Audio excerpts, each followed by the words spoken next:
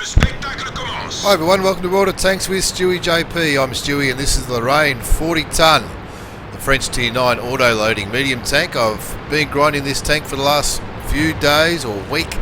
It's patch day, and on patch day I always try to put out a video. Now this video is recorded on the 9.13 patch, and Southeast Asian server, the server I'm playing on, is getting the patch today, the 15th of March. Now we're playing on Winterberg, which is the same as Ruinberg. XVM's giving us a reasonably even chance to win, and this was my very first game in the Lorraine. Now I did free experience to the Top Gun and already had some modules unlocked through the other French tanks, but this game, and there's going to be two games in this replay, this game and the next are my first two games in this tank. So they're not the best games I've ever played in my life, but these are the two games that made me think, gee, I like this tank, and I hope to buy the Batchat, the Tier 10 today. While it remains on special, that whole line is on special up until the 18th of March, which is Friday. So I've gone over to the field, the eastern side of the map on Winterberg, which is generally the normal place for medium tanks to go. Haven't fired a shot yet, but in just a few moments you'll see the awesome firepower of the Lorraine, the autoloader. It's a 6-shot autoloader. The average damage that the ammunition does is 300 damage per shot, so that's 1800 damage for a clip. And if you get into a decent position and start pumping the damage out early, once you get a full clip off, you really start to churn out the damage, and as a result of that get heaps and heaps of experience. Now, it looks like those tanks just there, they're not really looking at me, so I'm going to make the most of that and get a few clips off. There's a lot of chat, a lot of chatter going on in the chat box in this game. A lot of it's not in English, so I don't really know what they're talking about. But we're winning comfortably 2-0 already, and I haven't really done much. I've done one shot. But it looks like the enemy team just keep on looking at people other than me. I use auto aim a little bit because I'm trying to sort of poke between these buildings, trying to get a little shot onto the Indian Panzer, but he's just out of reach. I'm looking at the mini map and I think there's a 1390 here, there's a Super Pershing, and not much else. So, and I finish off my clip, pick up a kill. And all I did in exchange for that kill was take one shot of 227 damage from that little 1390.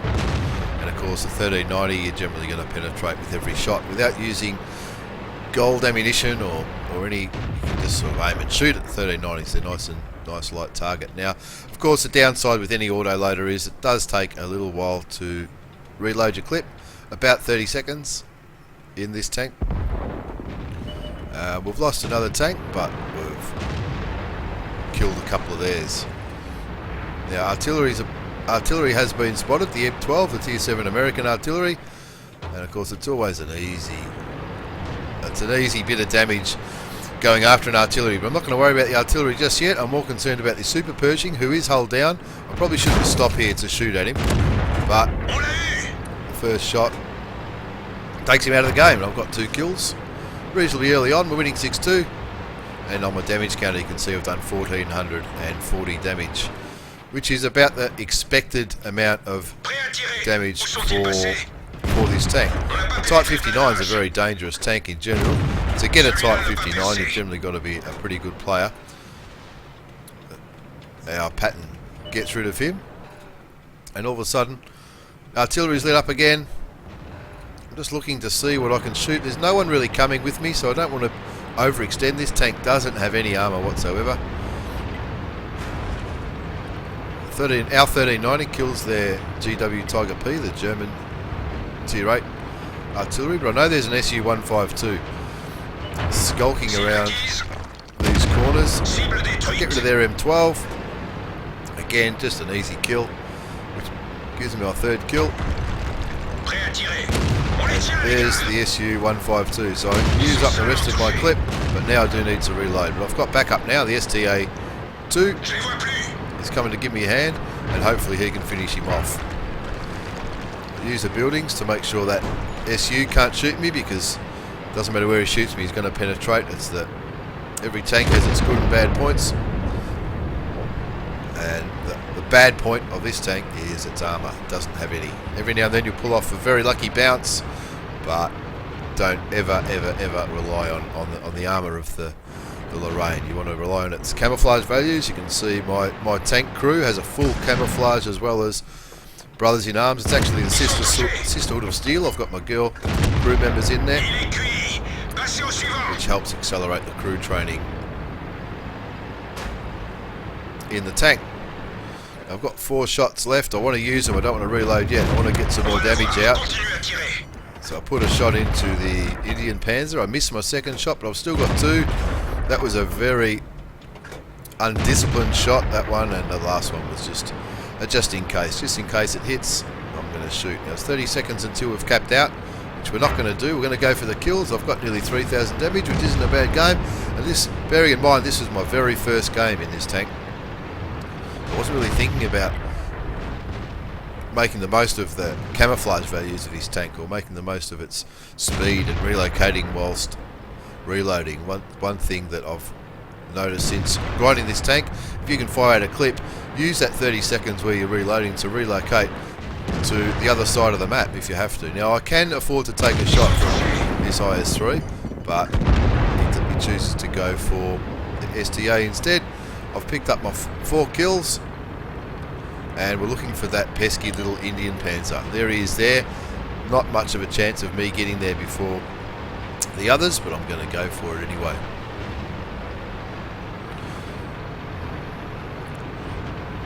$3,288 damage, 4 kills.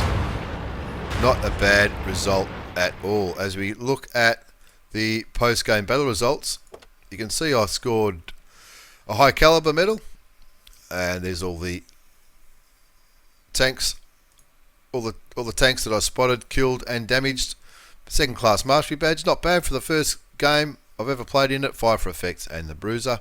And looking at the team scores, you can also see there that I picked up my 2 kills. I don't know why I thought I got 4 kills in that game. I don't know. 4,099 damage. No, I'm looking. That's the wrong result. This is the result we're looking for. Second class mastery badge, a heap of minor medals. They're the tanks on this side, the IS-3, the Indian Panzer, and all those other tanks that I spotted, damaged and killed. 4 kills, 3,288 damage.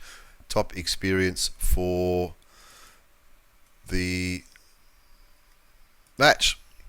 And as I start to load up the second game for the replay, you can see I made a decent profit of nearly 29,000 credits with the premium account.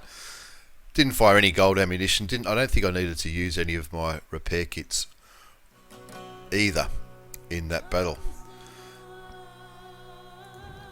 So lots of sniping damage, lots of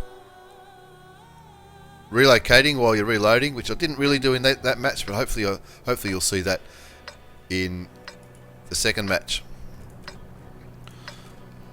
And here we are in the second match of the game on Al-Halouf, which is not a bad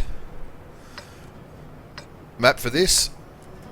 XVM's given us a 43 chance to win, but as if anyone who's been watching my replays will know, it's not something I really pay attention with. It's if it's a low chance to win, so you often see players give up at the start of the match and don't really have a go, and sometimes they even kill themselves. But whenever it's a low chance to win, anyone who watches my replays will be able to tell you that if it's a low chance to win, it just means that if I play a little bit better than normal, we'll win the game. Doesn't matter what the chances of win and what people's stats are, the tanks still perform in the same way. Their Object 130 and their 1375 are going down into the Dust Bowl, as people like to call them. I've got my clip loaded. I know I'm going to get spotted here, so this is a little bit of a risky thing to do. So I pull back. I don't overcommit because there's no one behind me. I've got a 1390 behind me, who I'm sure he'll help me if I go forward, but I don't want to lose all of my armour, all of my hit points right at the start of the game.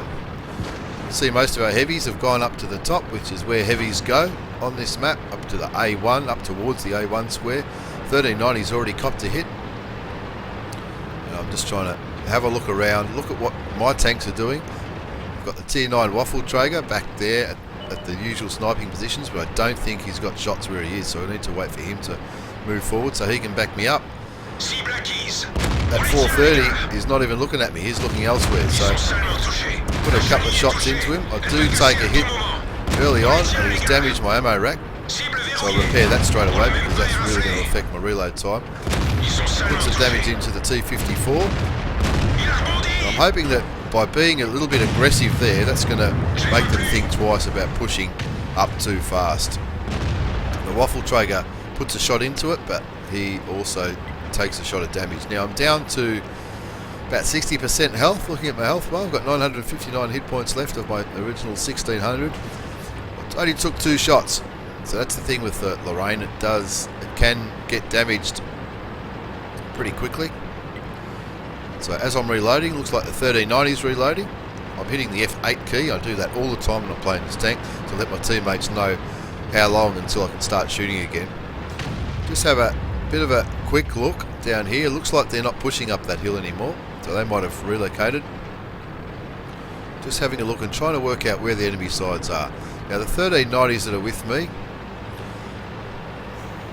they are ready to back me up and to use their autoloaders to put a bit of damage out, but they're not really scouting much. I don't hold that against them. A lot of players, everyone plays their tanks differently, but in a game like this, you'd pretty much know where most of the enemy are going to be.